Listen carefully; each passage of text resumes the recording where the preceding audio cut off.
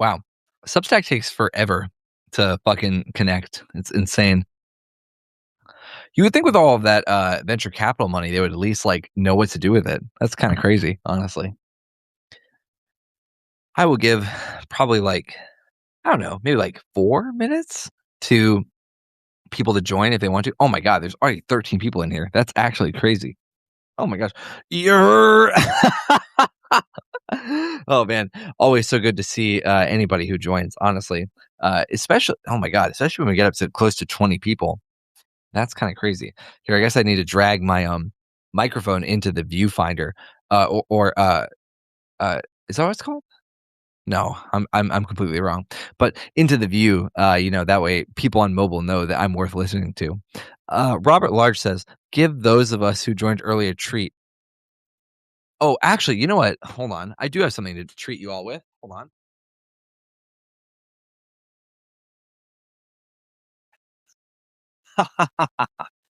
That's right. That's right. I do have something early to treat all of you with. Uh, what I need to do is I need to create a sort of real corn pop stream theme song. Hi, first time catching the stream. Last one I got was about 5 minutes before the end. Haha. Oh, well, I'm glad you joined for any amount of time.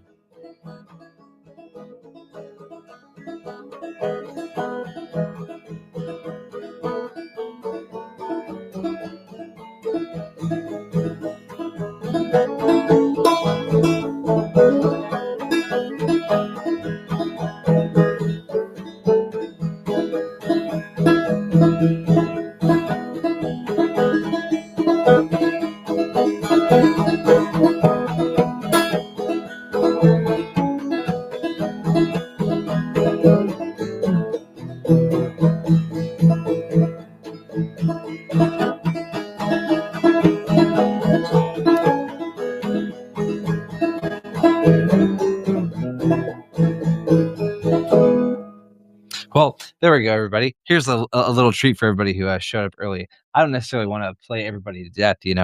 People are gonna see me on Substack and they're gonna think, oh well, yeah, that's not very highbrow. What thought am I supposed to have? What take am I supposed to take away from a guy just strumming his banjo in his room? The answer is nothing. Not yet, anyway. Oh, excuse me. Let's see here. Kate Knox says, "So excited to be here." Oh, well, I'm so excited that you're here, Kate Knox. Danny O says, "Immediate click on the notification." Well, that's extremely nice of you. Thank you. Jules says, "Hi, first time catching the stream. Last one I got was about." Oh, I'm sorry, I already read your comment. Don't worry, everybody. I don't like Jules necessarily. Uh, I mean, I'm sure you're a nice person. Robert Large says, "Sing a show, sing a song or show poll." That's right. CJ says, "How many people normally join?" Well, last stream anyway, at any one time, I had over 100 people here almost the entire time. It was awesome. Uh, Mayon says, banjo time? I hope so. Noah Block says, corn pop songbook? You know what, actually, Noah Block? Hold on. I actually have something fun for all of you. Give me 1 second. I promise. I promise this will be worth it because it's a fun thing anyway. Oh, actually, I just realized I think I left the thing downstairs, the songbook. Sorry. Robert Large says, hearing Real Cornpop say my name just cured my depression. Oh, well, that's very nice of you. Purple is the Fruit says, play a Rage Against the Machine song, please. Uh, if only I could. I do not know how to play anything that cool, honestly. Everything I know how to play is just, old time music or whatnot. Your Socialist Dad says, live beats with Poppy.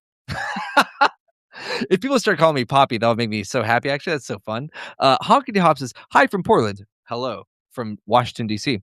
There was a labor union rally in March opposing ICE at their building, and ICE gassed the unions within 5 minutes of arrival. Damn. Fuck, dude. Jesus Christ, that fucking sucks. Solidarity forever, Honkity Hops. Those, it's like the old song goes, right? If the boss gets in the way, we're gonna roll the union on. We're gonna roll the union on. Your socialist dad says, "This is precisely how I imagine resistance would be." Oh, it's so Ali Hart says, "Thanks for being base as fuck." Oh, well, that's nice of you, isn't it?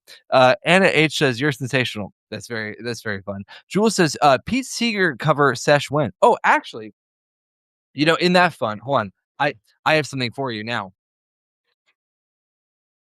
Hold on. I have to be very, very careful here. All right. For Pete Seeger session anyway.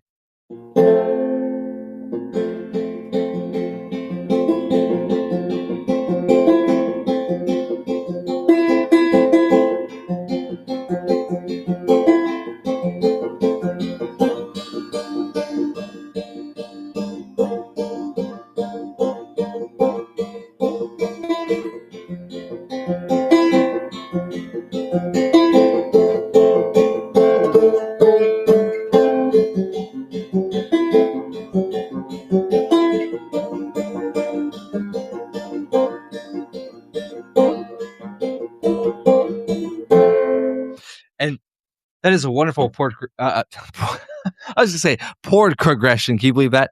It goes to show how much alcohol I've had tonight. Chord progression from a song from Pete Seeger that is titled "Rainbow Race." It's a wonderful song, honestly. I mean, it's fantastic. It's all about the what's the word? I guess I would say maybe the unabominability. The or the indomitable spirit. There we go. There's already a word for it. The indomitable spirit of the indomitable energy of the human spirit. My bad, because it's all about like, hey, don't give up now. It's much too soon to die. Your socialist dad says, "I'm getting a banjo right now." Oh, I hope so. It's a great instrument. Sam Householder says, "Can you play Bella Ciao?" No, not yet. Josh Pearson says, "Is DC a million bajillion times safer now?" I don't think so. Not necessarily. I am Ion says, "What you drinking?" I'm actually just drinking water right now, if you can believe it. But maybe you can because of how little I can keep up anyway. Well, now that we're 7 minutes in, I actually think it's well worth it for me to read the remarks I did prepare for tonight because we're obviously at a very interesting time. So between now and when I finish my remarks, I will try and remember the last comment that was left, which was by Ali Hart, which says, "Do you know any Nirvana?" I'll remember that, and I'll come back and I'll read it all the way down through. So if you comment from here on out, don't worry, I will probably get to you. It will just take a second anyway. All right. I want to read Trump's hand. At this point, I think it's clear that what's happening in Minneapolis is about anything other than immigration. Like, I think the deportations, the raids, the federal agents that are pointing machine guns at, you know, nurses and teachers and garbage people and your neighbors, all of it. Like, I think that you would be very forgiven for thinking that that is the project itself, of Trump or, at least his lackeys. But I don't think that is. I actually think it is much more the vehicle itself for the project. And I want to be clear about what I mean. Like the the Trump administration does not have to arrest, abduct, or deport anywhere close to what like 11 or 12 million people. Not even close. Right? Like Trump's government doesn't really have the capacity, not really, and they don't have the infrastructure and they don't have the attention span, honestly. Like they're fucking splaying their attention everywhere as it is. What they need more than anything though is to change the sort of political economy of immigration so completely that it stops being a source of Democratic coalition strength. Because every raid that goes viral does two things at once. First, it terrifies undocumented people. And the other thing that it does, though, is that and I want to be clear about this. This is the part that like Democrats keep missing, is that it forces all liberal economic forces in the United States to defend positions that fracture their own political coalition. Like the professional donor class that runs the Democratic Party, they care about immigration supposedly as a moral issue, and the working class Democratic base, the little of them that are left, they look at it as an economic and sometimes a cultural issue. So every week of coverage around Trump's rating of immigrant communities widens the gap between those two people. right? Those two sects of the party. And the reason that the Trump administration is trying to do this, the reason they're pursuing it in this way is because they don't really care about winning the argument between those. What they really care about is like just tearing them apart from each other all the same. Now, I can hear some people who are like, "Oh, well, you know, if it's a strategy, like why is it so messy? Why are they willing to like shoot US citizens on camera? That doesn't really seem to be a good way to get donors to agree with you, this, that, the other." Uh and I do agree. Like, I don't think it's a competent strategy. Not by any traditional measure, but I think the thing you need to understand about the Republican coalition right now is that overall, it is an unstable alliance between populist nationalists who want to burn everything down and plutocrats who want to control what is left. And for Trump, the current chaos serves both parties, right? Because for the Steve Bannons and the Nick Fuenteses of the world, the chaos is itself the point right now, right? Because what it proves for both of them in their own weird way, even though Steve Bannon is like much more attached to money than Nick Fuentes is that the chaos proves that somebody is fighting for anything. And there are enough people who are ideologically driven where that matters to them because they want combat. They want to see their enemies humiliated, even if it is very sloppy. And competence, they recognize, is itself an establishment value. And destruction, burning it all down, is a real value. Now, for like Peter Thiel, the chaos is a sort of cover over like the actual legitimate thing. Everyone's watching Minneapolis. Peter Thiel is helping rewrite AI policy. He's helping other people rewrite the tax code. He's helping gut regulatory agencies. Deportation theater itself is just like a magician's hand that's waving in front of you. And the other hand is like, like picking your pocket. And so like chaos being a bug or a feature is kind of an irrelevant question because like the answer is yes. It's both simultaneously. Now, I do think it's important because the way that it's all being actually articulated in your day to day, I don't think it's like that consequential necessarily because like all the big wins have already been had. Like the judiciary has already had, and also like executive capacity already had. They're already shoving all of it under Trump, like even more so than they did under Bush or Obama. Electoral infrastructure is kind of like already had. I mean, like there's not really a serious sort of a pushback against Trump for doing things like seizing Georgia ballot boxes. Media discipline had been had for fucking 20 years, and opposition demoralization had like 5-figure discount on American democracy right there because like he fucking knows, like Trump and his lackeys, they know that every court order will be ignored. Every investigation will go nowhere. Every norm violated will be without consequence. And every single thing that he does teaches the opposition that rules that they believe in do not protect shit. And all five together at the same time is the win condition. I think that you agree with me. Like Trump, all he has to do, all that his government has to do is not fuck up so completely they can't hold their current winning hand.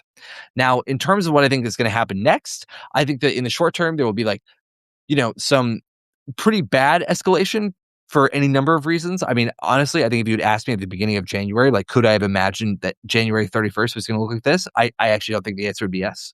But I think that given how much they're willing to continuously raise the temperature now, I see no reason to believe that they will like actually de-escalate in a meaningful way. Trump can go about and have his lackeys, truth social all that he wants about how he's called, Governor Walz and Mayor Fry and said, oh, we should de-escalate. I mean, on the ground though, I just personally don't believe it's going to like manifest quickly enough. And also like, I think that like more personnel changes might happen. Bovino obviously is gone. Maybe Noam will go in another like 2 weeks or 3 weeks. I don't know. Who knows? Maybe even like Miller will go. But no matter who replaces them, as many of my friends love to remind me, like it'll be the same policy, different faces. The the de-escalate strategy is for swing voters. I have to remind myself of that all the time. But I think that in the longer term, what's weird most of all about Trump's current position is that it does seem like he cares a lot about the midterms. Like, though he clearly has the ability to just do whatever he wants, I think that like any person in his position would recognize that like he doesn't have to give a fuck about elections. Like, not really. He's the most powerful man in the world, bar none. He clearly does. But because he does, The midterms do mean everything, and I think that all they're looking forward is for is to keep one of the chambers, because if they can keep one of the chambers, what that proves is one thing, which is the American people will tolerate way more violence, way more aggressive action on behalf of the federal government than you ever could have imagined 15 years ago. And that means that the current sort of mode, the current timbre of how the federal government is operating is acceptable. You're not going to lose all power if you do what they're doing. You just might lose a little bit here and there, depending on what is most easily communicated against in terms of what we're doing here in the federal government. And I think that it's a little wild because I think that the primary message that Democrats have to offer right now is we are not doing that. We would never do that. We support things like general strikes for a day. We support coalition counter strategy so long as it like doesn't involve certain groups of people. We support resistance politics so long as there aren't real electoral costs, things like that. Uh, and I think that they're kind of counting on the moral validity of that argument to be enough to carry them into this sort of legislative sweep, which all I can say to that is like bold move, Cotton. I hope it works out for you, but I don't know. Doesn't really seem like that convincing or that well, not that it's not that convincing, I guess, but it's not that guaranteed of a win in the way that I think it would have been in 2018. So I guess by the end of 2026, like we'll know which side mattered more, the side that is willing to do everything to take power or the side that is willing to make like good arguments. Um, the last thing I want to say here is that I still see a lot of people who ask this question of like, how far will they go? I'm not really sure. All I know is that they are testing to see if there is in fact no line. And so far the answer is no. There's not. There's not really a line. There's only what they can get away with. And they are still testing that boundary every day. And so I think it is worth it for us all to remind ourselves that there's nothing that is going to stop this kind of project when the costs the only thing that has ever stopped this kind of project when the costs of continuing exceed the costs of backing down. And I think that that is very hard to even acknowledge, to be honest, because it means that there is nothing you can count on. There are no courts, there are no norms, there are no pieces of legislation, none of that. All that will, I think, matter going forward is probably our ability to recognize that they are not going to stop and to continue to be out there or supporting the people who are out there as much as you can, I guess. So that is how I read what is going on. So sorry, everybody. I think that I certainly left all of you off at a point. Sadly, we won't be able to appeal to those in power with empathy or humanity because they rely on the coercive and oppressive systems to maintain their control. Yeah, that's damn. That's very sad, actually. I hope that's not true, though. I hope that it's not true that we can't reach those people at all, because I feel like it's not that hard, especially in the United States right now, to understand how it is that like you are not really that uniquely benefited by the current system unless you are yourself a part of the current system. Jen says, I don't want to be a pessimist, but this is going to be ugly for a long time. I definitely think it is going to be ugly for some amount of time. And I think that like no matter what, any amount of time that continues to feel like this is going to feel like complete shit, to be honest. But I don't know. Like maybe part of what keeps me going is knowing that the entire earth is going through this like massive change and there's no way for the United States to just continue like it's not happening because it's affecting us already. So I don't know. Maybe it will still be like a long time, in terms of what it feels like, but I don't think it'll be as long as it used to be when other people lived under systems that made them feel this way. Maybe that's hopium though. I don't know. Jules says, in a more optimistic lens, the destruction of norms may prove to be a blessing, particularly if the left can use the ensuing disillusion to our benefit. Yeah, more than fair. I do understand that. I really hope that that is even close to possible, though. Jewel says the old world is dying and the new struggles to be born and all that. Yeah, yeah. The new struggles to be born for sure. I do agree with that. I hope that the left can commandeer any part of the inertia that is currently being experienced, but I don't know. Maybe the old cynic in me does not believe that that is all that possible. Jen says, "I hope we can rebuild from the ashes. Thank you for your insight during this time." I appreciate that, Jen. I'm not laughing at you. I'm laughing at SB who says, "Where that dog? Dog, come here." All right. You want to see that dog? I'll show you that dog. Come here. Yeah. Oh my goodness. Yeah. Oh my goodness. Mwah. Um Jen says understood. Haha. Schmutz says that's my corn papa. SB says a good dog, and Jen says, "Hey pup." I know he's a very very good dog. Police Perspective says, "Does this precedence of power centralization in the federal government and destruction of liberal personal rights and institutions make post-capitalism revolution possible? And is that a good thing?"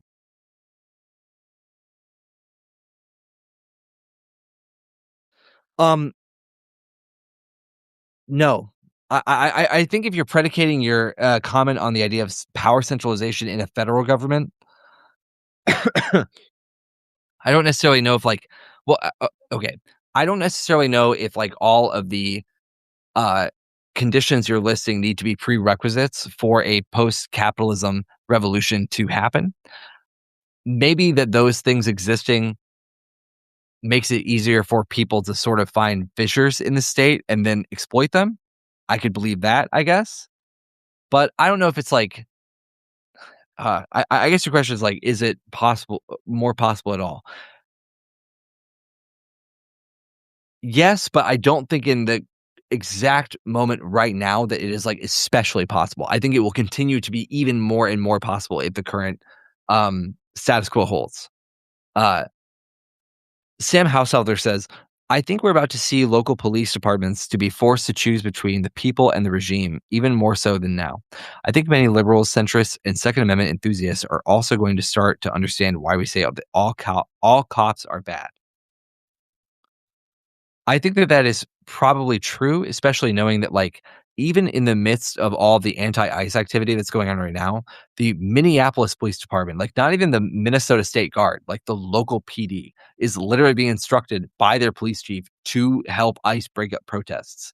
And I think that if ICE is already going around killing, let's be honest, like, white women and white men who are fucking, like, nurses to veterans, if they're already doing that in one of the whiter cities in one of the whiter states in America, right? The police then helping them, I think immediately imbues a certain ACAB energy into the local populace because how could it not? Right? Like the cops are quite literally being like, we care more about these Texans and Arkansans and their ability to abduct you, Minneapolitans, than we do about you, the Minneapolitans. You know, it's kind of a hard position to defend, in my opinion, anyway.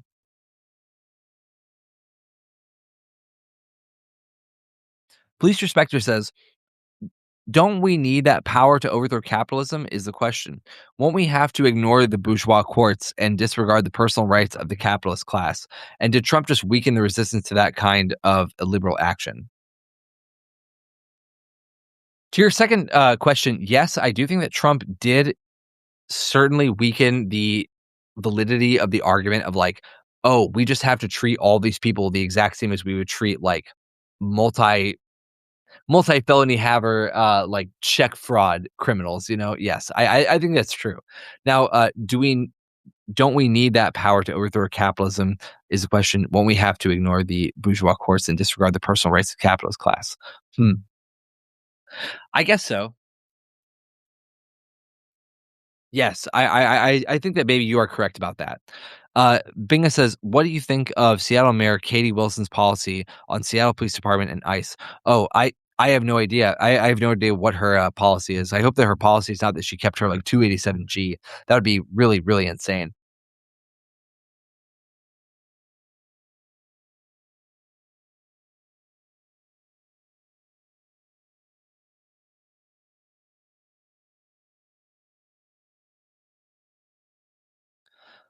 Ah, every so often, I just look behind me and I see my dog, and, all I can think of is, "Wow, he's really so spoiled. He has no business being like this at all."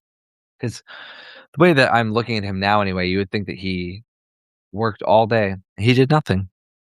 He just lazed around, you know, jorked it, I'm sure, and here he is acting like that he has the hardest job in the world. It's disgusting, honestly.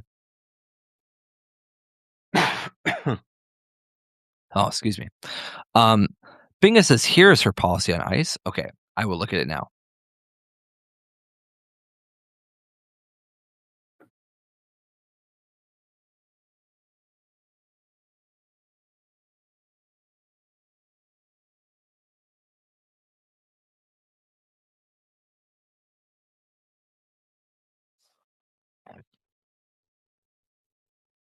Wow. Seattle mayor's plan would restrict federal agents from using city-owned property for civil immigration enforcement. That is kind of that is kind of awesome, you know? That that is both very based and cool. And her plan also directs Seattle police to verify reports of immigration enforcement activity and to document any incidents with in-car and body-worn video. You know, that does seem kind of like the baseline, but that is way more than, like, most Democrats are doing, so, honestly, I kinda have to respect her for it. Uh, let's see here. Sam Householders, gives me an Instagram link. Okay, what is this?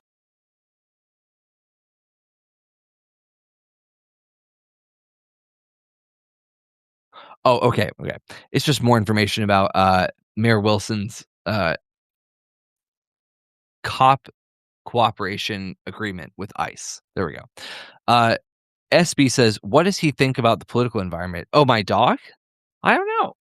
Howdy, come here. Let's let's see. Okay. Okay. Okay. Okay. Howdy. Okay. Howdy. Can you sit down? Good boy. Okay. Let's move that. Okay. Howdy.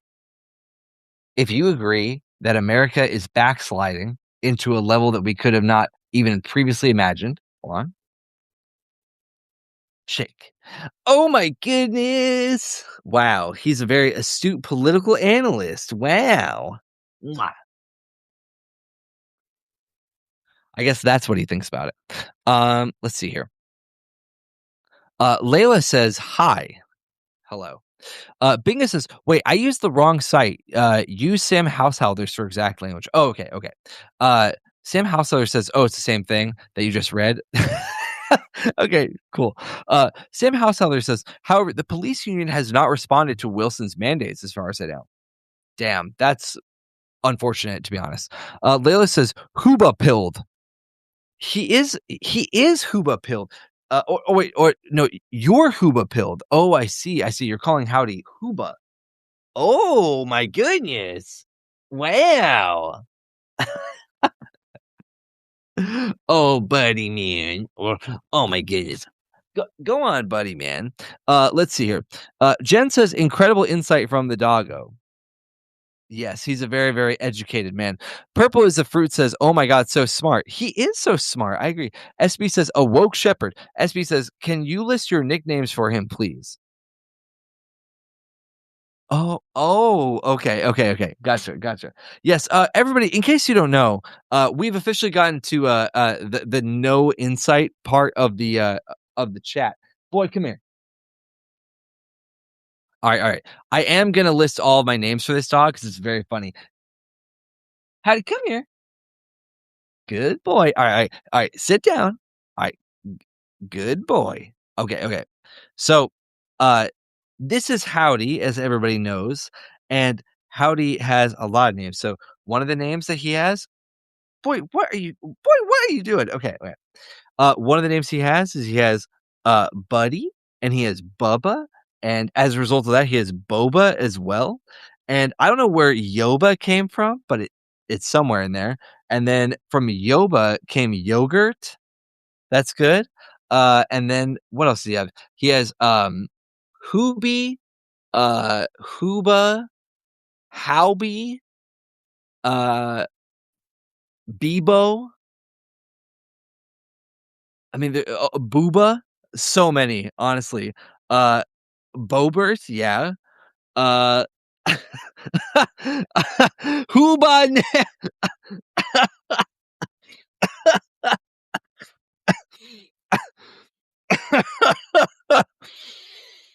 Hooba Navy. Hooba Navy. Yeah. Let me see here. What else we got here? Binga says, I do think that Katie Wilson's policy is real test for people to see that law enforcement officers have their own priorities other than their city, which is obviously capital. If Seattle Police Department disobeys the mayor, then we are in the fun zone.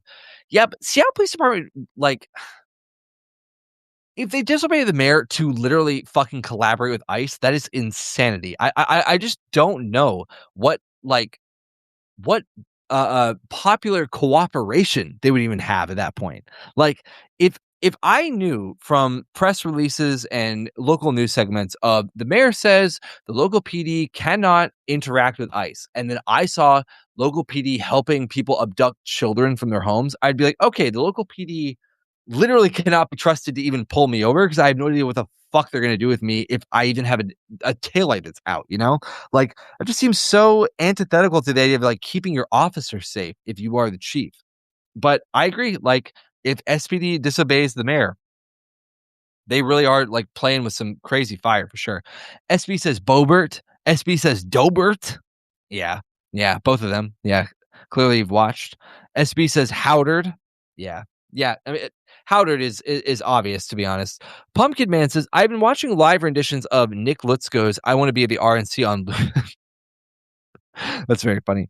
Ali Hart says, I think the current state of the government increases the possibility of revolution, but not in the sense that many think. Many assume it will be a spontaneous event, whereas I see it as more of a protracted struggle to liberate ourselves and to form a more stable system than we currently live under.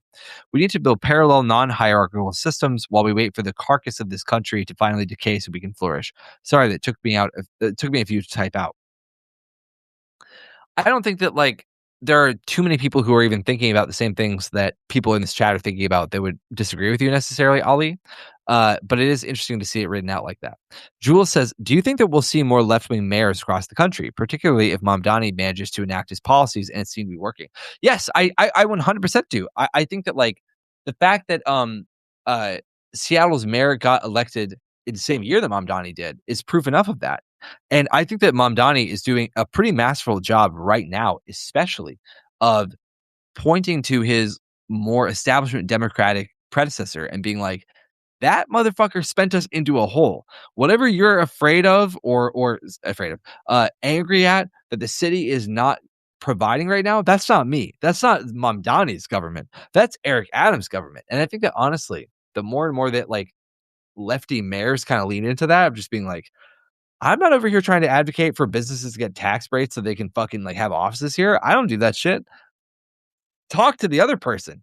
I think that they will continue to actually get popular support because people will be like, yeah, wait a minute. I didn't vote for this Democratic Socialist in 2018. That was the other guy or the other woman, you know? Definitely can work. No Block says, do you think that there's anything that Hakeem Jeffries can do to make you think he should be the speaker if the Democrats take back the House? Um, do I think there's any I yes, I think there's, like, maybe a couple things he could do, but, I mean, they're all a little ceremonial, but at a point when I recognize that the opposition actually is not enabled to do anything necessarily under power, like, the ceremony, like, kinda matters and the, what's the word? Um the prolificness under which you pursue the ceremony, especially if it is like very, very angry and like keeps messaging back to the base, like we need to do everything possible. That kind of matters to me. So maybe like Hakeem Jeffries could be openly advocating for like every member of Trump's cabinet to be impeached, like starting in the House. I think that like that could be very good. Um, I think also just like continuing to voice support, vote publicly for any candidate who's like, "Oh, once we get in there in the House, like, we're gonna do XYZ to immediately hold Trump accountable," and I'll just be like, "We're gonna refund Obamacare." That could make me a little more hopeful, but in the current form anyway, like, Hakeem Jeffries seems to mostly come out of the woodwork to be like, "You 7 to 10 Democrats, you guys can vote to fund ICE. That's cool. I love you guys for that. Nobody else has to do that, but you guys do." And that seems pretty awful. Um, Magisterial Joy says, Seattle PD will do it. Uh, that's too bad. Sam Householder says, no police department anywhere is beholden to anyone. They are their own gang. Best case scenario is the local police department officers defect and infight with ICE. Jesus Christ. Oh, that would be so crazy, honestly.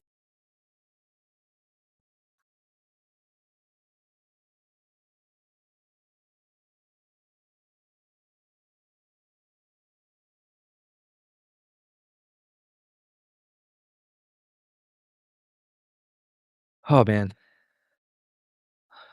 I'm so glad that everybody decided to join me tonight, but it just feels so wild that we're only 1 month into all this shit. And like, not even a whole month ago, the United States had done regime change in Venezuela. And here we are talking about like, hey, is Trump gonna keep abducting people? Hey, what do we think about Trump lifting all those ballot boxes? And it's like, uh I feel like that we all know what that is, which is that they are trying to take it all. They're trying to take everything, you know? Sam Householder says, previous state follow-up, local police department in many cities are getting fed up with their off-duty officers getting arrested by ICE. I would too. I would get annoyed as fuck if I was the local police chief because it's like, how are you going to say that you lead this entire platoon of armed people and then at the same time be like, yeah, if random people in your community who you have no idea who they are abduct you, I can't do anything about that. How are you supposed to do that? I would be annoyed as fuck about that. Oh my God. Pumpkin Man says it'll be like the Warriors, local police department versus ICE brigades. Jesus Christ. Um, SB says, what are you enjoying right now? What's getting you through? What am I enjoying right now? Um, I mean, I'm enjoying my banjo. I like that. That's always nice. Um, besides that, I mean, mostly just hanging out with my friends. That's always a good time. Um, I don't know, like it's a great time to get together with anybody and enjoy anything they want to tell me about at this point. I mean, like, it at least lets me remember that like there's so many other people that are in my social circle directly and indirectly as well that are definitely worth fighting for beyond all the people I see out on the street every day. I don't know. There's a lot. There's a lot that I think gets me through. Um, yeah. I mean, I don't know. Like being able to wear clothes that feel nice on my body, being able to count on the power being on. I don't know. I mean, like I try to not lose perspective as much as I can, but it's very very hard for sure. For sure, it's very hard. Um, yeah. Chat. What about you? What is something that's getting you guys through? I mean, like you know, obviously we all have so many snarky things to say, but I mean, there's got to be plenty of things that are getting all of you through. I'd love to hear about it. Pumpkin Man says turnout for ICE protests has been encouraging. They set the next no. They set the next No Kings protest for March 28th. Yeah, they did. That's true. It would be great if Dems could push the hell out of that and use their platforms to get more people to show. I do agree. I think it would be great if Democrats could get people to do anything, let alone show up. I mean, Jesus Christ. Sam Householder says the resistance is working. The resistance is definitely working in one way, which is that I was really not expecting, not even 10 months before the midterms for Trump and his ilk to even be talking about them. Not really. I mean, like, I guess, yes, I did, in that I expect that authoritarians at this stage still have to wax like that they care about winning elections. But like Trump and his entire social circle sound terrified of losing. I mean, so badly too. Like they all talk about it. They all talk about how impossible it will be for them to even breathe for 1 second as free people should they lose the midterms. And that actually does give me a lot of hope. Um, kind of like I said earlier in our chat though tonight, I think that them posturing at the Georgia ballot boxes is certainly a trustworthy sign, in my opinion, of how little that they believe that they can fairly win. And I don't think that's a good sign in terms of like our ability to trust what happens in November, at least not innately. But, you know, I guess not to sound like too much of a lib, but it's like, if enough people get out there and just vote their fucking asses off, I guess there's like a certain level to which it's like not that deniable. So maybe that's good. Jules says, maybe it's cynical of me, but I wonder if it's not that the admin is snatching people up off the street, but the fact that the admin is doing it with a sense of glee and playing in their faces, if you will, is where the issue lies. Yes, I think that is definitely true. I think that this touches on the fact that a lot of people have brought up for years now, which is that like liberals by and large care about the aesthetics more than anything. They care about how gruesome it is, how just like completely cruel the entire exercise is of snatching people off the street and making hype beast edits out of them. This is why I think that people find Liam Ramos like so especially despicable, is because the current administration did not shy away from that fact that they had abducted that child, but they also did not really try and get ahead of any kind of story about how terribly that child was doing. Because how could they? Right? Like they can't pretend like they care about one child, because if they pretend like they care about one child, then they have to acknowledge that there's reason potentially to care about every child who they have abducted. And that is, in the thousands at this point, if not the tens of thousands, over the course of ICE's lifespan as an agency. They can't do that. And so instead, they get left in this spot of being like, yeah, no, it's good that this child is sick. It's good that this 5-year-old, looks awful. And the fact that they have to defend that position of it's good that this American child looks awful, in our care, is itself like too much of an affront. I think not only to liberals, like I said, a few moments ago, but also even to like just traditional conservatives who are like the government should not be doing anything that looks like this. So yeah, I think that's definitely true. Um, Sam Householder says, or Householder says, by resistance, I mean ice trackers, community members to arresting. Yeah, yeah, for sure. Jules says, because it's not like previous admins weren't snatching random folk up off the street. Yes, exactly. Uh, Ali Hart says, Dems have been pushing No King / 5501, and it's heavily backed by Indivisible. Yeah, it is for sure. I mean, I certainly do join in with people who say that like I don't want to make anybody who's participating in any kind of direct action feel silly or insignificant for doing that, because I think that that's a little counterintuitive. Um, but at the same time, I still feel maybe the cynicism that I'm sure that some of you feel as well, which is this idea of like, oh, okay, well, uh, no King's protests feel a little bit like the Pussy Hat protests, just on a way smaller scale. So why are we doing all this? And to that, I certainly can understand the frustration, because I also feel a little bit like, well, they don't give a fuck because they know that you're just a bunch of older people with signs and younger people with signs and whistles. Like, why do they give a fuck about that? Like, that's not gonna stop them from doing shit, you know?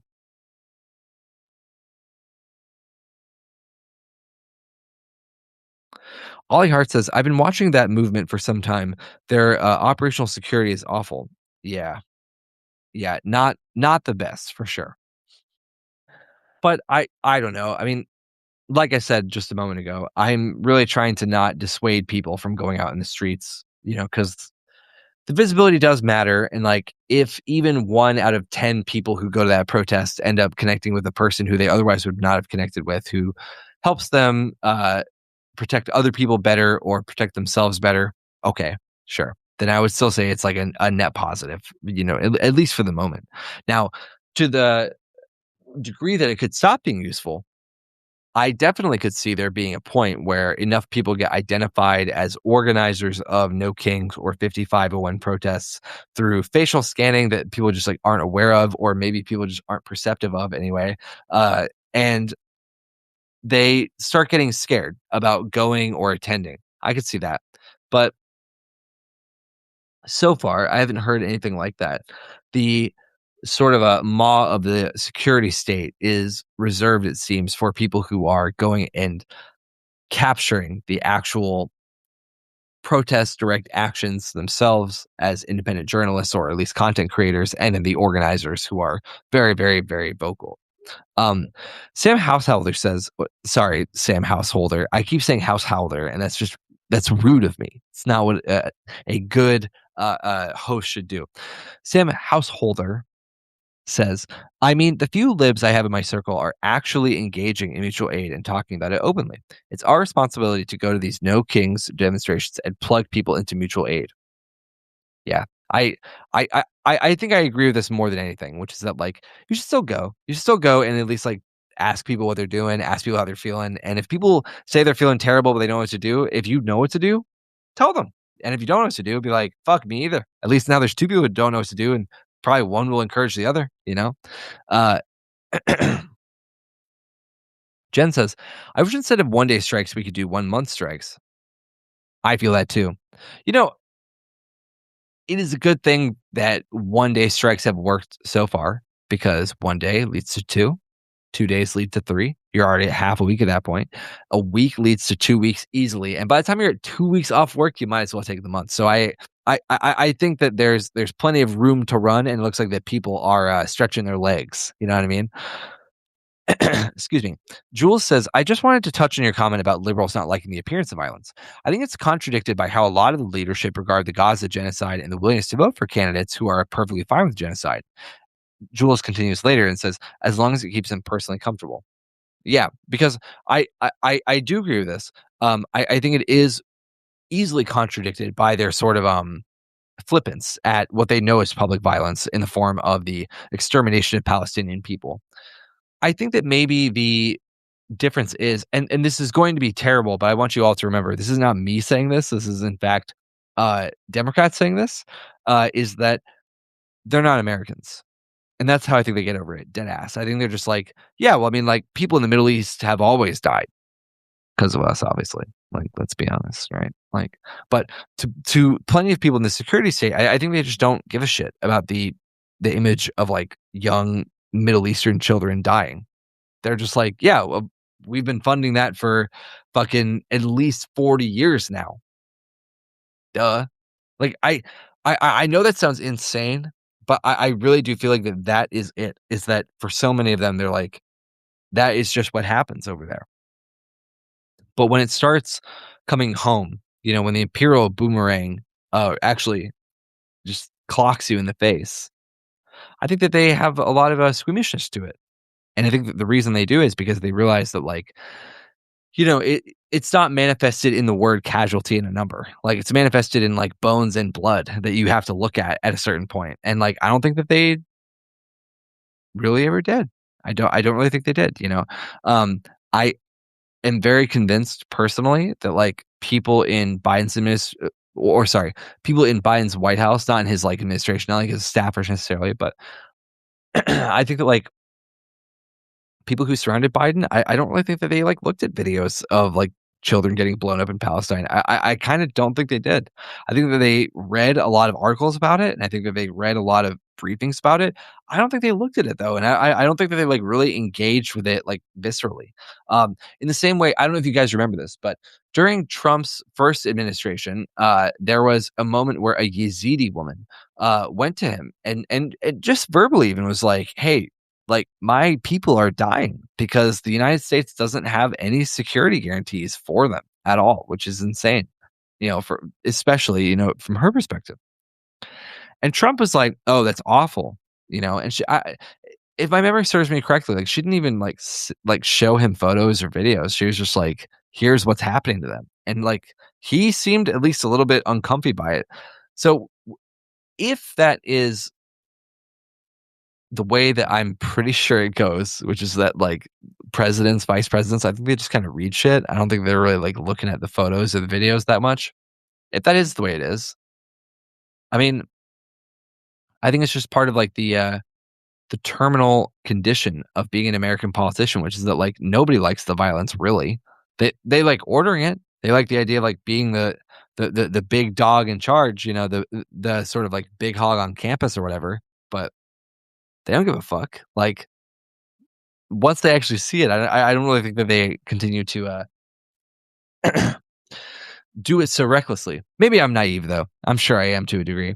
Um, let me see here. Ali Hart says, "My concern is people getting caught up by surveillance, and the movement was openly advocating for participants to RSVP and to bring their phones." Yeah, yeah. I mean, the fact that there was an open RSVP list to the No Kings and the 5501 protest was kind of insane, for sure. If you go practice digital hygiene and take a backup phone if you must, but don't give the state surveillance apparatus any more info about you than they already have. Stay safe in solidarity. Hell yeah, brother. Ali Hart says, "Caught up." Yeah. Um, Lulin Bailey says, "Why do folks think we are so much better at being reactive than proactive? Why aren't we building an alternative infrastructure that we need to survive outside of being dependent on all this shit?" I see a lot of people seeing the long term building that requires in thinking that looks boring or just not engaging for some reason, and it's disheartening. Hmm. Why do we think that we're so much better at being reactive than proactive? I mean, I think that part of that is that big tech itself has completely fried everyone's attention spans to such a crazy degree that most people don't even really like have the time or take the time to consciously think about most things, like myself included. I just think that our mental space has been so commodified in the way that like land is that we aren't really even like engaging. Like I mean, like we are engaging in the way that like there are metrics count, but like I don't really think we're engaging with it. Like when I think about the amount of news that I read every day, or the amount of headlines that get me in 3 or 4 paragraphs even before I X out every day. Like, it's probably more than people were consuming on average per person, like 6 years ago, probably. I don't know. Maybe I'm just making that up, but it doesn't feel like it. I mean, like, I feel like that the sheer volume of content and information that we're engaging with is like not natural to us at all. Like not natural to human consumption. Like I feel like that our brain's expectations of like what we could even consume in a day is so wildly surpassed from like minute 60 every day. So I feel like that all we have is reaction at this point, to be honest. Excuse me. Police Respecter says, "Did you see the statement today on ICE from Secretary of Fitness?" No. Let me read it now. Thank you for telling me.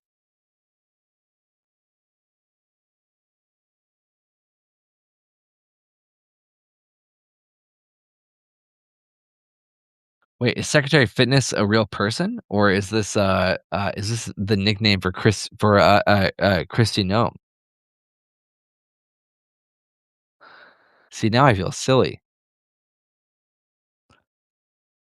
because if it's actually the name for Christy Nome, I'm gonna feel so dumb.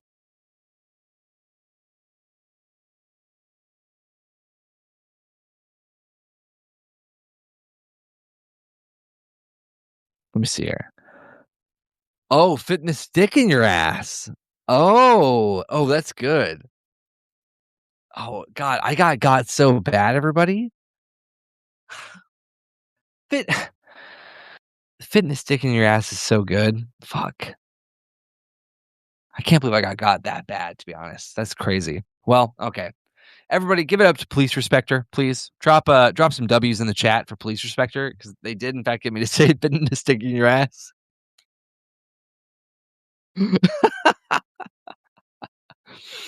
Oh man. Um, let's see here. SB says, "Holy shit, are you looking it up?" Oh no. Yes, I was looking it up, and in fact, oh no, yeah. Um, let's see here. SB says, "Thank you, police respecter." Yes, thank you, police respecter. Layla says, "Woo!" And SB says, "W." And then police respecter says, "I'm sorry, man." No, for what? I mean, that was funny as hell, honestly. I just didn't see it coming at all. Um, Alicia Smith says, "W." Dubs in the shot. Uh, Toph the Goof says, "W." Yeah. Jules says, "W, police respecter." Hell yeah. SB says, "Corn pop."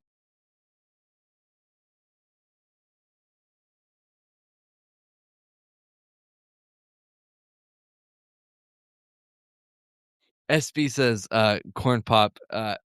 Oh my god. This is such a deep cut. This is about the cuck chair. This is crazy. Oh my god. Pumpkin Man says, "I guess JE sent Five Night at Freddy's porn." Jeffrey Epstein, the New York financier? That's that's crazy. Wow. SB says, "Sparkle, sparkle." I feel like that's like weirdly anti-gay, to be honest.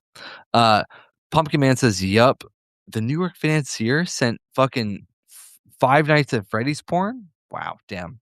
Everybody's got to have their thing, I guess, but that's unfortunate.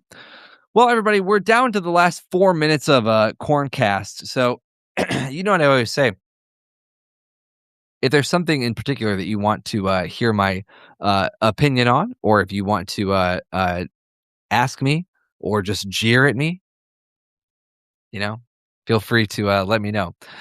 Jules says slash poll was made the evening that Jeffrey Epstein drove the 4chan founder home. What? Is that true? What the fuck? Slash poll was like made. Hold on. Wait, no. How am I going to even verify that? I guess I would have to know about today's Epstein file drop more intimately than I do. Well, Jules, you've immortalized that fact. Hope that it's real,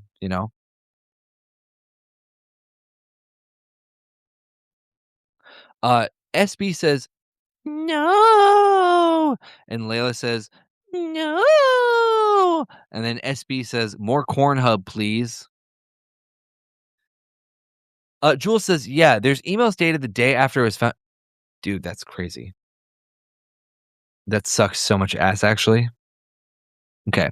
Well, you know, uh, gotta break some omelets to make, no, fuck. God damn it. You gotta break some eggs to make some omelets. Fuck. I said some absolutely dumb shit just now. Now it's immortalized in Substack Live, but that's okay. Between Jeffrey Epstein and a guy named Boris. Toph the Ghost says Jeffrey Epstein made Paul confirmed. That's crazy. Perhaps a more infamous domino effect than all roads leading to Gerard Way on 9/11. Yeah, yeah. That's very good.